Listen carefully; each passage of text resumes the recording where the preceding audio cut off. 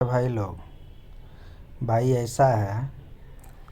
हम जो आपको क्लास करवा रहे हैं ना, फिटर फर्स्ट ईयर थ्योरी, ये ऐसा नहीं है कि केवल आईटीआई पास करने के लिए आप इसको पढ़िए और फिर अगर बाद में कोई भी टेक्निकल एग्ज़ाम का तैयारी करिएगा तो फिर आपको पढ़ना पड़ेगा।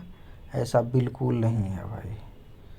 आप हमारा वीडियो शुरू से अंत तक देख लेते हैं अगर, तो ये गारंटी बता रहे हैं एग्ज़ाम में तो आपका अच्छा नंबर आएगा ही आईटीआई में। ये तो 100% सत्य है। बाकी ऐसा है, किसी भी आईटीआई से संबंधित या टेक्निकल एग्ज़ाम से संबंधित, भेल गेल एचपीसीएल हो गया है ना, किसी भी प्रकार का रेलवे वगैरह हो गया, टेक्निकल एग्ज़ाम का अगर तैयारी करते हैं, आपको एग्ज़ाम इसी में जो सवाल आएगा, टोटल सवाल इसी में से आएगा। आप अच्छे ढंग से हम जो पढ़ा रहे हैं, जो हम बोल पा रहे हैं, उसका आप एक शॉर्ट नोट्स बना लेते हैं अगर, तो जब भी एग्ज़ाम होगा तो आप उस नोट्स को देख करके आसानी से एग्ज़ाम को निकाल लीजिएगा। कोई भी कॉम्पिटिटिव एग्ज़ाम, हम ये दावे के साथ आपको कह रहे हैं। इसीलिए थोड़ा सा वीडियो लंबा हो जा रहा है, कम क्वेश्चन ले पा रहे हैं, इसीलिए कि आपको सारा ऑप्शन को हम बारीकी से बताने का प्रयास कर रहे हैं, है ना। आपका ये कॉन्सेप्ट क्लियर भी हो जा रहा है। हम प्रयास करते हैं अधिक से अधिक और अच्छा ढंग से आपको समझ में आ जाए, इसलिए थोड़ा सा कभी कभी वीडियो लंबा हो जाता है। आज का जो सवाल है ना भाई, ये इसमें कह रहा विभिन्न प्रकार के हेम और सेम बनाते समय अलाउंस अधिक क्यों होता है, क्यों होती है ना। हेम और सेम, इसके बारे में आप लोग शायद जानते ही होंगे, नहीं अगर जानते हैं तो सुन लीजिए। हेम और सेम होता क्या है। कोई भी धातु चादर है ना, ये अपना, इसका हम कुछ भी बना रहे हैं, इस धातु चादर का कोई भी ऑब्जेक्ट बना रहे हैं, कोई भी वस्तु हम बना रहे हैं, तो ये पतली धातु चादर है, इसको अपना लोग कटिंग करके जो भी आकार हम देना चाहें, है ना, उसको देते हैं। ये पतली धातु चादर है। इसको ये जैसे ये कॉर्नर है ना, इसका ये भी कॉर्नर है, ये चारों साइड कॉर्नर है। इसको मजबूती प्रदान करने के लिए ये कॉर्नर मान लीजिए पतला है, कटिंग करके हम निकाले, अगर ऐसे अगर हम छोड़ देते हैं तो ये टूट सकता है, क्रैक हो सकता है, फट सकता है, चिरा सकता है ना, अगर ये ऐसे छोड़ देते हैं। इसी कॉर्नर को आप एक बार अगर मोड़ दीजिएगा, इसको एक बार अंदर की ओर मोड़ दीजिएगा, ठीक है। ये मोड़ने का जो प्रक्रिया है ना, वही हेम कहलाता है। सीधी सी बात है। जैसे धातु चादर है, ये हमारा पतला किनारा है, इसको एक बार मोड़ दीजिएगा, अगर यहाँ तक मोड़ देते हैं, ठीक है, इसको अगर मोड़ दीजिएगा तो मोड़ने से क्या हो जाएगा, ये मजबूत हो जाएगा। ये किनारा इसका, ये जल्दी फटेगा नहीं, है ना, कटेगा नहीं, मोटा हो जाएगा, है ना, जिसके कारण मजबूत हो जाएगा हमारा धातु चादर। यही वाला जो मोड़ने का जो प्रक्रिया है ना, एक स्टेप मोड़ दिए तो वही कहलाया क्या, हेम। इसी को 2 बार मोड़ दिए, यहाँ तक मोड़ दिए और मजबूती प्रदान करने के लिए, तो ये क्या हो जाएगा, डबल हेम। 2 बार मोड़ दिए तो क्या, डबल हेम हो जाएगा। एक बार मोड़ेंगे सिंगल हेम हो जाएगा। हेम कहिएगा उसको, क्या हेम समझ में आ गया है आप लोगों को। अब एगो बात है क्या, सेम, है ना। सेम क्या होता है, जैसे ये वाला हमारा धातु प्लेट है, चादर है, और एक धातु चादर का टुकड़ा एक दूसरे में जोड़ दिए, है ना, इस पे चढ़ा करके इसको मोड़ दिए, है ना, और इस पे चढ़ा करके इसको भी मोड़ दिए।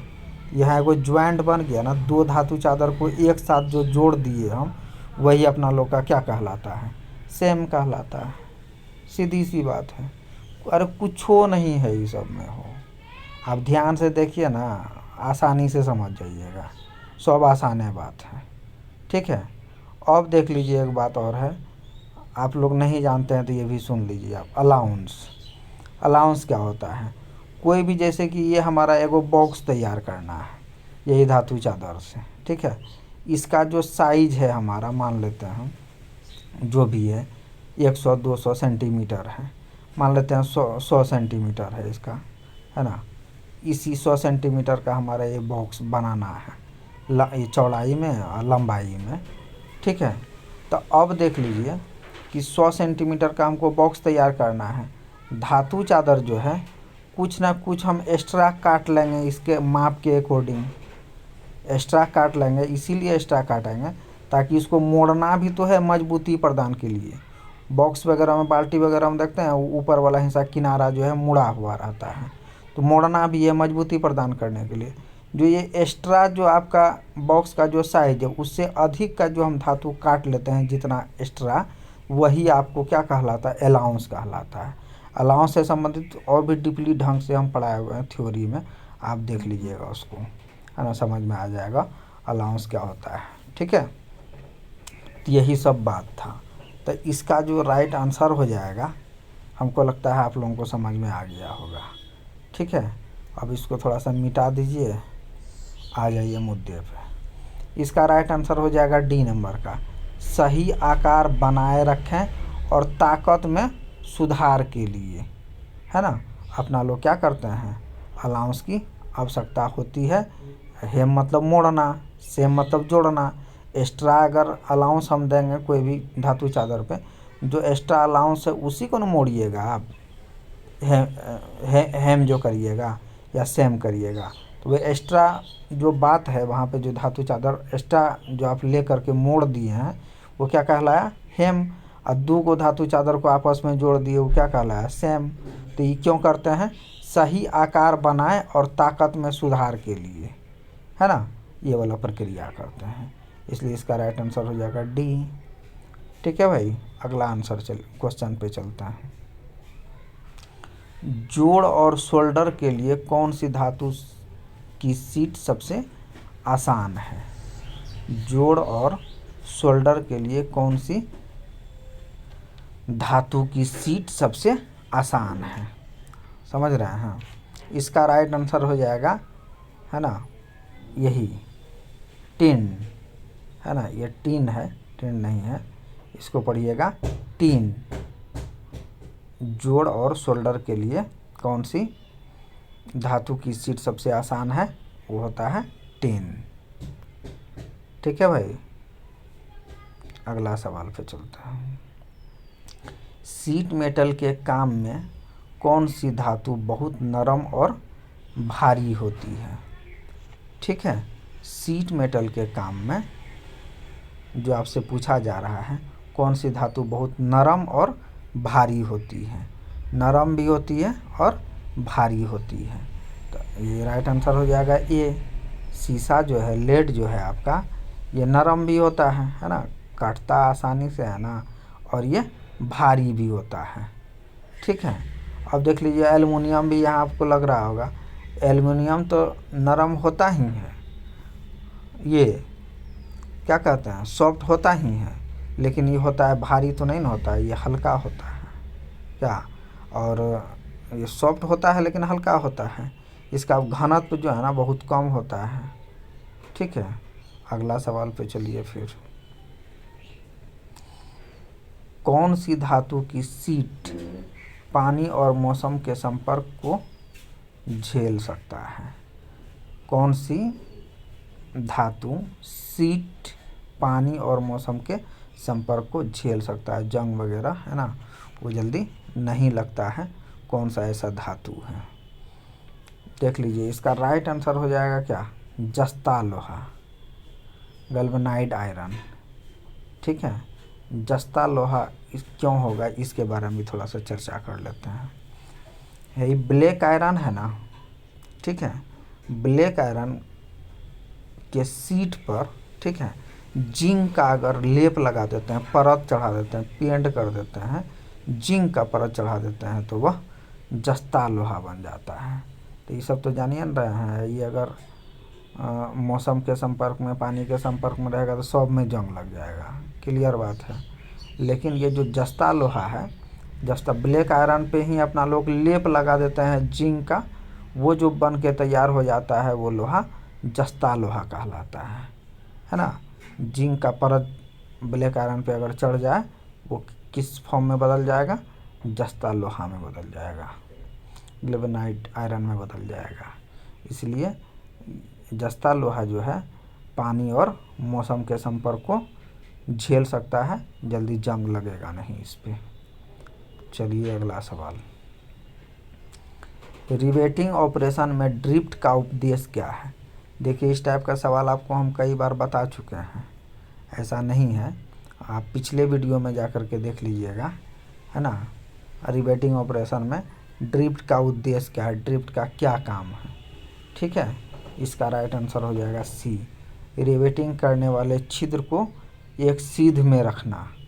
रिवेट जहाँ करिएगा ना, उस छिद्र को, उस धातु चादर पे छिद्र को एक सीध में करने के लिए अपना लोग क्या करते हैं, रिवेटिंग करने से पहले ड्रिफ्ट का उपयोग कर देते हैं। ये छिद्र एक सीध में हो जाता है, फिर उसके बाद अपना लोग रिवेट उसमें डाल देते हैं। छिद्र को एक सीध में करने के लिए ड्रिफ्ट का प्रयोग किया जाता है ना। अगला सवाल पे चलते हैं। रिवेटिंग में एक्स के रूप में चिन्हित टूल का नाम पूछ रहा है, देख लीजिए। इससे पहले भी ये वो चीज़ आप देखे होंगे, कॉकिंग टूल के बारे में बताए थे जस्ट इससे पहले, है ना। अब क्या अंतर है इसमें, देखिए कॉकिंग टूल का जो ये एज जो है ना, ये एज ये छोटा था, पहले वाले फिगर में आपको जो बताए थे, ये कॉर्नर पे यहाँ लगा हुआ था, है ना। एज जो है कॉकिंग टूल का, ये एज छोटा था। एक और यहाँ पे लगा हुआ था कॉकिंग टूल, है ना। हेड को, है ना, ये जो है इसके संपर्क में लाने के लिए, है ना, धातु चादर के संपर्क में लाने के लिए कॉकिंग टूल का यूज किया था इसका, इससे पहले वाले फिगर में। लेकिन ये इस फिगर में देखिए आपको जो दिख रहा है, इसका एज एकदम चौड़ा है, पूरे साइज में लिया हुआ है, चौड़ा है, ठीक है। इसीलिए ये वाला जो टूल है अपना लोग का, ये है आपका फुलरिंग टूल। इसका राइट आंसर हो जाएगा डी, फुलरिंग टूल, है ना।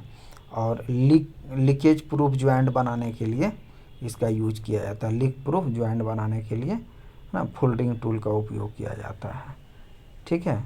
इसका एज अगर छोटा हो जाता तो अपना लोग कह सकते थे वो कौन सा था, कॉकिंग टूल हो जाता। लेकिन इसका एज एक समान है ना, जहाँ पे धातु पे एक साथ लगा हुआ है, एक समान लगा हुआ है। ये लीक प्रूफ ज्वाइंट बनाने के लिए अपना लोग फुलरिंग टूल का उपयोग करते हैं, और उस जिसको देख रहे थे आप, वो फुलरिंग टूल था। ये सवाल में कह रहा है आपका, कौन सा हथौड़ा रिवेटिंग के लिए उपयुक्त है। रिवेटिंग करते हैं ना, रिवेट का मुँह देखे हैं ना, इस प्रकार का होता है ना, ठीक है। रिवेटिंग करने के लिए किस टूल का प्रयोग किया जाता है, देख लीजिए। प्लास्टिक का हथौड़ा, वो तो हल्का काम के लिए, है ना। Ball pin hammer, cross pin hammer, straight pin hammer. Cross pin hammer को देखे ही है ना आप लोग, हैंडल यहाँ लगा है ना, तो उसका एज जो है ना क्रॉस में होता है। स्ट्रेट पिन हैमर तब आप समझ जाइए, उसका जो है ना सीध में होगा, हैंडल इधर लगा हुआ है, ये फेस जो है इसका एक सीध में रहता है। अब बॉल पिन हैमर को तो आप लोग देखबे न किए हैं, ऊपर में बॉल टाइप का होता है, ठीक है। इस टाइप से हैमर होता है, यहाँ ऊपर में बॉल टाइप का बना होता है। तो इसका भी अब देख लीजिए बॉले टाइप का तो है रिवेट का हेड, इसीलिए इसका राइट आंसर हो जाएगा बॉल पिन हैमर। याद रखने के लिए हम बोले हैं केवल, है ना। इसका राइट आंसर हो जाएगा आपका B, ball pin hammer. Sheet metal के कोनों पर कौन सा नोच 45 डिग्री के कोण पर काटा जाता है। नोच आप लोगों को हम बताए हुए तो भैया इससे पहले भी, कोई भी अगर धातु चादर है ना, ठीक है, अब यहाँ से ये वाला हिस्सा को काट करके नोच करके निकाल लीजिएगा ना, तो वही नोच कहलाता है। इस बात को समझ जाइए। अब ये हिस्सा है ना, इसको हमको मोड़ना है ना, यहाँ से मटेरियल को थोड़ा सा काट करके निकाल दिए इसको मोड़ने में, ताकि टूटे नहीं, फटे नहीं। इस वाले हिस्सा को सीधा करके मोड़ने के लिए ये जो एक्स्ट्रा मटेरियल थोड़ा बहुत काट करके निकाल लेते हैं वही कहलाता है नोच। ठीक है भाई। अब देख लीजिए सवाल कह रहा है कुछ और, हम नोच को समझाने का प्रयास कर रहे थे। अब देखिए कि वायर नोच है ना, ठीक है, वायर नोच का देख लीजिए है इस टाइप का है ना। अब बाल्टी ये मान लीजिए ना, इसको बाल्टी देखे होंगे ना, बाल्टी का है ही वाला जो है ना ऊपर वाला हिस्सा थोड़ा सा मोड़ा हुआ रहता है मजबूती के लिए, है ना। अब मोड़ता क्या मोड़ता है, उसके बीच में वायर डाल दे करके फिर ये वाले जो किनारा है उसको मोड़ दिया जाता है मजबूती के लिए, ठीक है। और उसके बाद क्या करता है, अंदर वायर डाल करके ऊपर से मोड़ दिया मजबूत, ताकि मजबूत हो गया। और जो वायर इसमें यूज करते हैं ना, उसका जो डायमीटर होता है, उसका जो व्यास होता है, उसका 3.5 मान लीजिए ना, 3.5 गुना दूरी छोड़ करके नीचे काट दिया जाता है, ठीक है। 3.5 गुना दूरी छोड़ करके नीचे काट दिया जाता है, वही आपका क्या कहलाता है, वायर नोच। ठीक है। अगला चलिए आपको बताते हैं दूसरा वाला क्या है। दूसरा वाला जो है आपका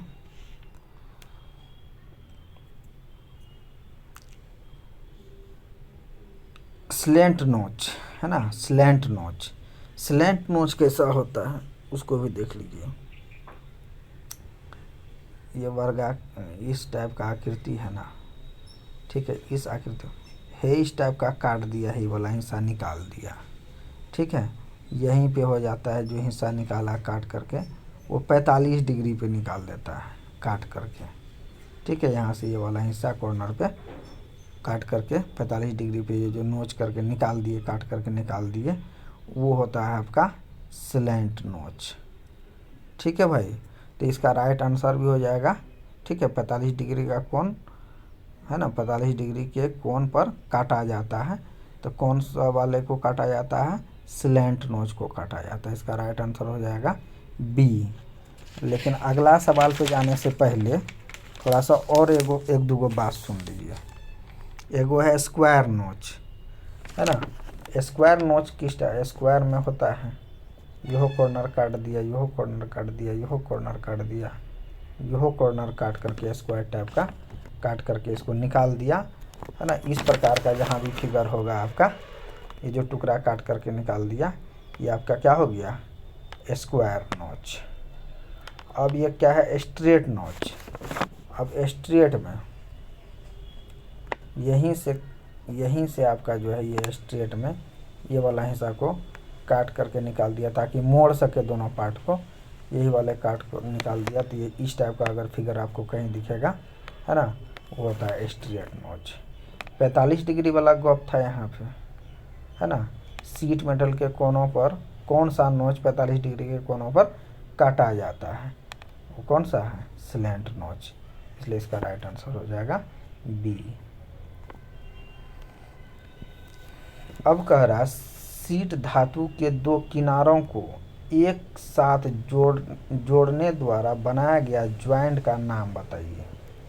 अभी तुरंत बताए हुए तो भी आप लोगों को याद होगा, आप लोगों को हेम किसको कहते हैं, ये धातु चादर है, इसको मोड़ दिए, इसका किनारा कोई एक बार मजबूती के लिए, फटे नहीं, है ना, टूटे नहीं, इसको मोड़ दिए, वो क्या कहलाया, हेम कहलाया। अब सेम देख लीजिए क्या होता है, दो सीट मेटल है ना आपके पास, दो सीट मेटल को आपस में जोड़ दिए, है ना, आपस में इधर से भी मोड़ के जोड़ दिए, इधर से भी मोड़ करके जोड़ दिए, वो क्या हो गया भैया, सेम हो गया। और नोच तो अभी तुरंत पढ़ाए हैं आप लोगों को। नोच क्या होता है, सीट मेटल को मोड़ने के लिए जो थोड़ा सा कट लगाते हैं ना, मान लेते हैं ये सीट मेटल है, यहाँ पे थोड़ा सा कट नहीं लगाइएगा तो ये मोड़िएगा तो यहाँ स्क्रैच नहीं लग जाएगा, टूट जाएगा, फट जाएगा। इसलिए यहाँ पे थोड़ा सा काट देते हैं इसको मोड़ने के लिए, क्या, तो उसी को क्या कहते हैं, नोच कहते हैं, है कि नहीं। अब ग्रूव, ये भी एक प्रकार का ज्वाइंटे तो है है कि नहीं। तो इसका राइट आंसर हो जाएगा सिम, होगा ना। तो यही ना बात था, शीट धातु के दो किनारों को एक साथ जोड़ के बनाया गया जो ज्वाइंट है क्या कहलाता है, सीम ज्वाइंट कहलाता है। ठीक है भैया, अगला सवाल पे चलता हूँ। ये सवाल में देखिए क्या कह रहा है, पाउडर के रूप में सोल्डरिंग के लिए इस्तेमाल किए जाने वाला फ्लक्स कौन सा है जो गर्म करते समय वाष्पित हो जाता है। कोई ऐसा है ना फ्लक्स, सोल्डरिंग करते समय वो पाउडर के फॉर्म में रहता है। ठीक है, सबसे पहले ये देख लीजिए, रेसिन बिजली के कामों में या पीतल तांबा को जोड़ने के लिए, सोल्डरिंग करने के लिए रेसिन का प्रयोग करते हैं, ये बात हम कई बार बता चुके हैं।